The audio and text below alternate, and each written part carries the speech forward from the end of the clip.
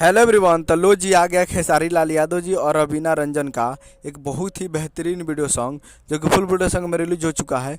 और ये एक देसी अंदाज में गाना है। जी हाँ, देसी अंदाज में इस गाने को लिखे हैं अभिषेक भोजपुरिया जी। जी हाँ, बहुत ही अच्छा और बहुत ही अच्छे तरीके से लिखे हैं देसी अंदाज में अभिषेक भोजपुरिया जी। और इसमें म्यूजिक दिए हैं जय गुरुदेवा जी। और इस गाने को गाए हैं खेसारी लाल यादव जी और रवीना रंजन जी।